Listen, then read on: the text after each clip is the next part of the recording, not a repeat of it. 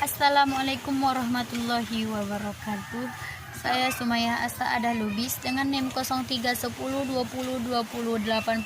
dari Tadris Biologi 2 semester 3 Fakultas Ilmu Tarbiyah dan Keguruan Universitas Islam Negeri Sumatera Utara. Tujuan pembuatan video saya pada kali ini untuk memenuhi tugas UAS pada mata kuliah telaah kurikulum dengan dosen pengampu Ibu Ummi Nur Apini Dwi Jayanti MPD. Nah, yang pertama, rasional pengembangan kurikulum 2013. Dalam pengembangan kurikulum 2013 ada tantangan yang dihadapi. Yang pertama, tantangan internal. Tantangan internal antara lain terkait dengan kondisi pendidikan yang dikaitkan dengan tuntutan pendidikan yang mengacu pada 8 standar pendidikan yang meliputi standar pengelolaan, standar biaya, standar sarana dan prasarana, standar pendidikan dan tenaga kependidikan, standar isi, standar proses, dan standar kompetensi lulusan. Nah, yang kedua, tantangan eksternal. Tantangan eksternal yang dihadapi dunia pendidikan antara lain berkaitan dengan tantangan masa depan, kompetensi yang dihadapi di masa depan, persepsi masyarakat, pengembangan pengetahuan dan pedagogi, serta berbagai fenomena negatif yang mengemuka. Kedua, perbedaan standar kompetensi lulusan dari kurikulum KTSP dan kurikulum 2013. Standar kompetensi lulusan dalam hal ini menempati urutan terdepan.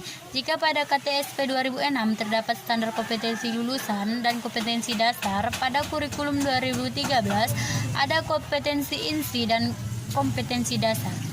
Mata pelajaran, jenis pendekatan pembelajaran, penilaian, dan lain-lain. Pada KTSP, standar isi dirumuskan berdasarkan tujuan mata pelajaran yang dirinci menjadi standar kompetensi dan menjadi kompetensi mata pelajaran.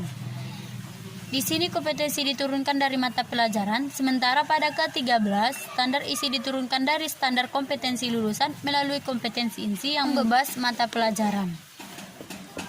Mata pelajaran perbedaan lainnya bisa dilihat dari mata pelajaran. Jika di KTSP setiap mata pelajaran dirancang berdiri sendiri dengan kompetensi dasar sendiri pula dan berjumlah 11 mata pelajaran. Di K13, setiap pembelajaran menggunakan pendekatan saintifik untuk meningkatkan kreativitas peserta didik. Di sini siswa diajak untuk mengamati, bertanya, mencoba, menalar, dan menciptakan serta mengkomunikasikan. Penilaian pada KTSP lebih dominan pada aspek pengetahuan. Pada kurikulum penerus, penilaian dilakukan secara otentik dengan mengukur semua kompetensi sikap, keterampilan, dan pengetahuan berdasarkan proses dan hasil.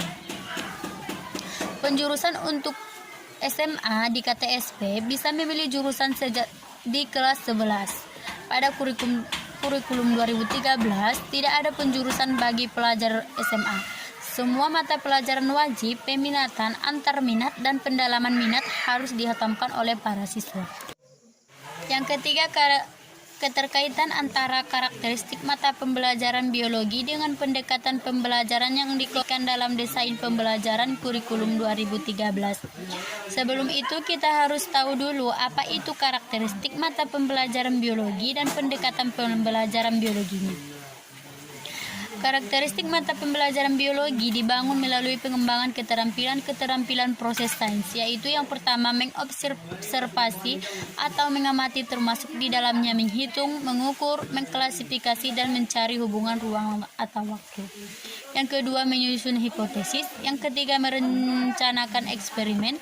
Yang keempat, mengendalikan atau memanipulasi variabel. Yang kelima, menginterpretasikan atau menafsirkan data. Yang keenam, menyusun kesimpulan sementara. Yang ketujuh, meramalkan atau memprediksi. Yang kedelapan, menerapkan atau mengaplikasikan. Yang kesembilan, mengkomunikasikan. Pendekatan pembelajaran biologi yang dapat digunakan antara lain metode eksperimen, demonstrasi, problem solving, dan lain-lain. Akan tetapi, masih ada guru yang kurang inovatif dalam melaksanakan kegiatan belajar mengajar di kelasnya, bahkan cenderung dengan metode ceramah. Jadi, keterkaitan antara karakteristik mata pembelajaran biologi dengan pendekatan pembelajaran yang direkomendasikan dalam desain pembelajaran kurikulum 2013 telah dijelaskan sebelumnya. Apa-apa saja karakteristik mata pembelajaran biologi Jadi dapat disimpulkan bahwa semua sudah mencakup dalam desain pembelajaran kurikulum, di mana di situ ada kompetensi, indikator pencapaian kompetensi, uraian materi yaitu pada analisis SKL, KI, dan KD. Dan yang terakhir yaitu perumusan indikator pencapaian kompetensi yaitu pada indikator kunci, indikator pendukung, indikator pengayaan, dan langkah desain pembelajaran. Yang keempat, ruang lingkup dan tujuan penilaian pendidikan berdasarkan Permendikbud nomor 23 tahun 2016 tentang standar penilaian pendidikan. Yang pertama, ruang lingkup penilaian. Pada pasal 2, penilaian pendidikan pada pendidikan dasar dan pendidikan menengah terdiri dari penilaian hasil belajar oleh pendidik, penilaian hasil belajar oleh satuan pendidikan, dan penilaian hasil belajar oleh pemerintah. Pada pasal 3, penilaian hasil belajar beserta didik pada pendidikan dasar dan pendidikan menengah meliputi aspek sikap, pengetahuan, dan keterampilan. Yang kedua, penilaian sikap sebagaimana dimaksud pada ayat 1 huruf A merupakan kegiatan yang dilakukan oleh pendidikan untuk memperoleh informasi deskriptif mengenai perilaku peserta didik. Yang ketiga, penilaian pengetahuan sebagaimana dimaksud pada ayat 1 huruf B merupakan kegiatan yang dilakukan untuk mengukur penguasaan pengetahuan peserta didik.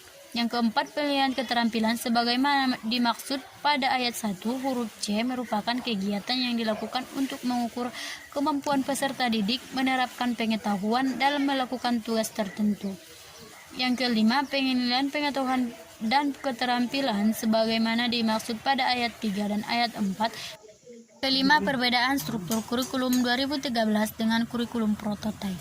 Yang pertama, kurikulum prototipe. Struktur kurikulum prototipe tahun 2022 jenjang PAUD usia 5 sampai dengan 6 tahun. Yang intisari dari kurikulum atau pembelajaran di PAUD ini adalah belajar. Yang kedua, struktur kurikulum prototipe 2022 pada jenjang SD. Struktur dari kurikulum ini terbagi dari 3 fase. Yang pertama, untuk fase A, yaitu untuk kelas 1 dan kelas 2. Yang kedua, fase B untuk kelas 3 dan kelas 4. Yang ketiga, fase C untuk kelas 5 dan kelas 6. Yang ketiga, struktur kurikulum prototipe tahun 2022 pada jenjang SMP yang terdiri dari 1 fase. Yang ini fase D untuk kelas 7, 8, dan kelas 9. Yang keempat, struktur kurikulum prototipe tahun 2022 pada jenjang SMA dengan 1 fase yaitu fase dengan 2 fase yaitu fase E dan fase F. Di mana pada fase E untuk kelas 10 dan fase F untuk kelas 11 dan untuk kelas 12. Selanjutnya, kurikulum 2013. Struktur kurikulum menggambarkan konseptualisasi konten kurikulum dalam bentuk mata pelajaran, posisi mata pelajaran dalam kurikulum, distribusi mata pelajaran dalam semester atau tahun, beban belajar untuk mata pelajaran, dan beban belajar per minggu untuk setiap siswa. Struktur ini menempatkan prinsip bahwa peserta didik adalah subjek dalam belajar dan mereka memiliki hak untuk memilih sesuai dengan minatnya. Demikianlah penjelasan materi dari saya. Jika ada kata-kata saya yang salah, saya mohon maaf. Wabillahi taufiq wal hidayah. Assalamualaikum warahmatullahi wabarakatuh.